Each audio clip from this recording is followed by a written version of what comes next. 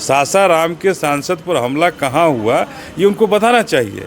अगर नीतीश कुमार जी के आंखों पर चश्मा लगा हुआ है तो उस चश्मे को उतार के देखना चाहिए कि आखिर सांसद पर क्यों हमला हुआ, किसने हमला किया और हमलावर गिरफ्तार क्यों नहीं हुआ। सांसद को अगर उनके माथा फट गया, पीठ में चोट है और आरोपी गिरफ्तार नहीं हो पा रहा है, तो ये तो नीतीश कुमार को बताने की ज़रूरत है कि जिस बिहार में सांसद सुरक्षित नहीं है, विधायक को झंडा तोलन से रोका जा रहा है और उस राज्य का मुखिया कहे कि हम बड़ा सुशासन चला रहे हैं, तो हम तो ये नहीं मान रहे हैं। और बहुजन समाज पार्टी बहन मायावती हमें इस घटना को संज्ञान में लिए, उन्होंने भेजा है, हम आए हैं इस घटना को देखने और निश्चित रूप से हमने कहा है कि हम आपके साथ हैं कि अगर यही हमला किसी जिसे बड़े जाति वाली कहेंगे, किसी बड़े लोगों का कहेंगे, उन पर अगर ये हमला हुआ रहता तो आज बिहार का परिदृश्य बदल गया रहता।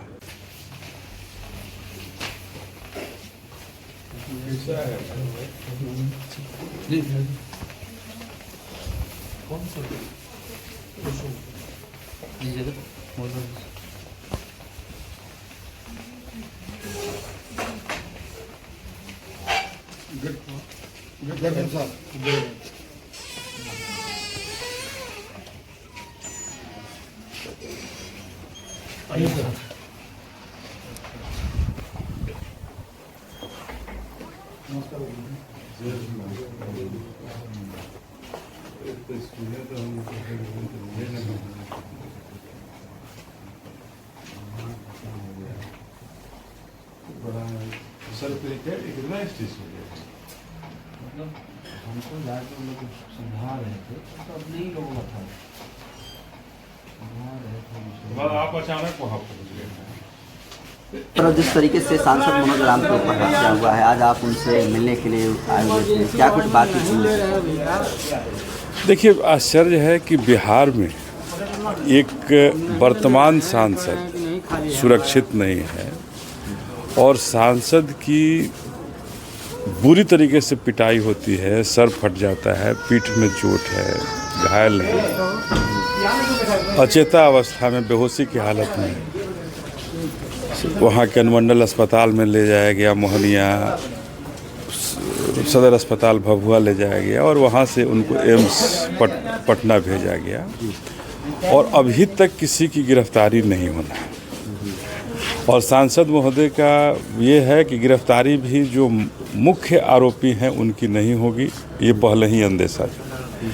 तो हम तो कहना चाहते हैं कि ये लालू यादव जी के राज को जंगल राज अगर कहा गया तो उस काल में भी किसी सांसद को इस तरह से पिटाई नहीं हो पाई, माथा नहीं फटा। लेकिन नीतीश कुमार के राज में क्या हो रहा है, एक तरफ यहाँ के सासाराम के सांसद, क्या दलित होना गुनाह है? क्या शोषित दलित वंचित की आवाज़ बनना गुनाह है? क्या बाबा साहब ने आरक्षण दे करके अगर दलितों को सांसद बनाने का अधिकार दिया, पिछड़ों अति पिछड़ों को सांसद बनने का अधिकार दिया, तो क्या ये उसका शिकार हो रहे हैं कि आज हमारे बिहार में सांसद सुरक्षित नहीं है, उनकी पिटाई हो रही है और शासन और प्रशासन के लोग हाथ पर हाथ धर के बैठे देख रहे हैं, तमाशा देख रहे हैं। आज तक अगर 2 दिन हो गया, 2 दिन में किसी की गिरफ्तारी नहीं होना, माननीय सांसद का ये है कि हो सकता है जो मुख्य आरोपी है उनकी गिरफ्तारी नहीं भी हो।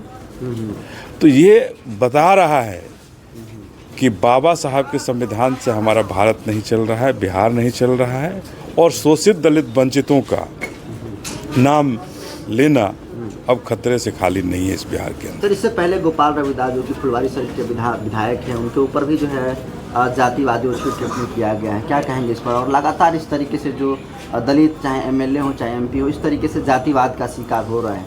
देखिए, यही तो आश्चर्य है कि आज अगर 26 जनवरी का घटना था, गोपाल रविदास को झंडा नहीं फहराने दिया गया, स्कूल का उद्घाटन नहीं करने दिया गया और उस पर सरकार संज्ञान नहीं लेती, सरकार में बैठे लोग संज्ञान नहीं लेते हैं, तो नीतीश कुमार जी क्या चाहते हैं?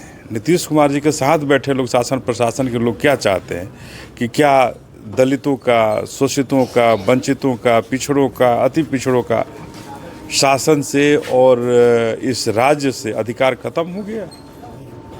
एक सांसद और विधायक का जो अधिकार है उसको कैसे दबाने का प्रयास किया जा रहा है? किस कुत्सित मानसिकता के लोग हैं जो इसको दबाना चाह रहे हैं? आज एक पैक्स का अध्यक्ष, हमें जो सुनने में आया है कि सासाराम में कोई सासाराम लोकसभा में कहीं कोई पैक्स का अध्यक्ष है जो इस सांसद पर हत्या का कहीं ना कहीं, या उसके लोग हैं जो इस पर इन घटना में दोषी है और उस पर कोई कार्रवाई नहीं होती है। साहब, ये तो आश्चर्य है और बड़ा शर्मसार है कि हम भी उसी बिहार के वासी हैं जहां बाबा साहब के संविधान को नहीं माना जाता है और मानवता को शर्मसार कर रहा है और सामंतवाद और मनुवाद सर चढ़ करके शासन में बोल रहा है। सर, नीतीश कुमार तो कहते हैं कि बिहार में सुशासन की सरकार है, सब कुछ ठीक ठाक चल रहा है, यहाँ किसी को शोषण अत्याचार की घटना नहीं हो रहा है। सर, तो ये कहाँ की घटना है? क्या ये अफगानिस्तान की घटना है? क्या ये नीतीश कुमार जी क्यों आज तक इनकी पार्टी के न लोग बोल पा रहे हैं न नीतीश कुमार बोल पा रहे हैं? ये कहाँ पाकिस्तान में घटना हुई थी या अफगानिस्तान में हुई थी? सासाराम के सांसद पर हमला कहाँ हुआ ये उनको बताना चाहिए।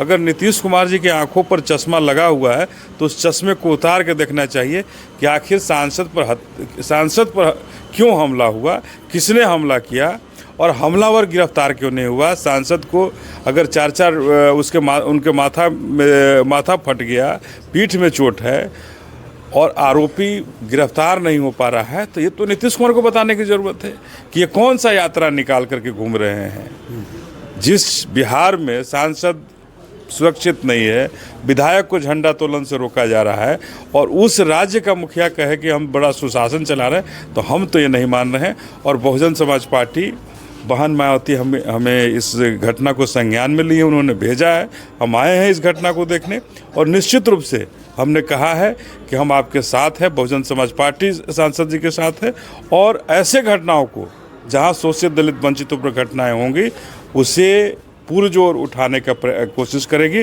और उसे न्याय दिलाने का काम बहुजन समाज पार्टी करती रही है और करेगी। सर, मनोज राम के ऊपर जिस तरीके से हमला हुआ है उसको लेकर तेजस्वी यादव ने ट्वीट किया है, लेकिन राहुल गांधी जो कि कांग्रेस के मुखिया, उनकी तरफ से कोई रिएक्शन नहीं दिया गया। सर, देखिए, ये किस पार्टी का रिएक्शन दिया गया नहीं दिया गया मैं नहीं कह सकता हूँ, मैं नहीं जानता हूँ, लेकिन इतना ज़रूर जानता हूँ कि अगर यही हमला किसी जिसे बड़े जाति वाली कहेंगे, किसी बड़े लोगों का कहेंगे, उन पर अगर ये हमला हुआ रहता तो आज बिहार का परिदृश्य बदल गया रहता, बिहार का परिदृश्य बदल गया रहता। लेकिन चूंकि ये शोषित दलित वंचित का मामला है, पिछड़ों अति पिछड़ों का मामला होता है, तो बिहार में उस मामलों को दबाया जाता है और बिहार के शासन प्रशासन के लोग ऐसे मामलों को दबा करके अपनी पीठ थपथपाने का काम। सर, बिहार में MP MLA सर इन लोग का ये हाल है, तो सर जो आम जनता है फिर वो लोग सर कैसा?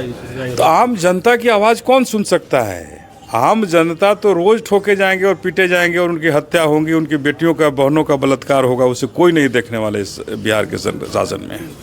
बिहार का शासन पिछड़ों, दलितों, अति पिछड़ों और शोषित दलित वंचितों का नहीं है। बिहार में हमें ऐसा लगता है कि नीतीश कुमार के शासन में अब हम इनको रहने की जरूरत भी इस प्रदेश में नहीं पड़ेगी। सवाल लेंगे, जो मनोज राम है पहले BSP के कद्दावर नेता रह चुके हैं, फिर बाद में वो कांग्रेस में गए, आज आपसे मुलाकात हुई है, क्या इसका कुछ राजनीतिक मकसद भी निकलेगा? सर, देखिए, कोई राजनीतिक मकसद नहीं। हम शोषित दलित वंचितों की आवाज़ में जहाँ भी उन पर प्रहार हुआ है, जहाँ भी उन पर हत्या या हमले हुए हैं, वहाँ बहुजन समाज पार्टी के रूप प्रतिनिधि के रूप में हम लोग गए हैं और आज एक हमदर्दी जताने और इनके इस व्यथा में साथ हैं और ये कहने आए हैं कि हम आप अकेले मत समझिए, हम लोग आपके साथ हैं और साथ रह करके मजबूती से आपको न्याय दिलाने के लिए हम लोग बहुजन समाज पार्टी काम करेगी। और बहन मायावती का स्पष्ट निर्देश है कि जहां भी जिस शोषित दलित वंचित पर इस तरह की प्रयास हो, उस प्रयास में निश्चित रूप से साथ देना है और उसे न्याय दिलाने के लिए अंतिम लड़ाई लड़ने की जरूरत है।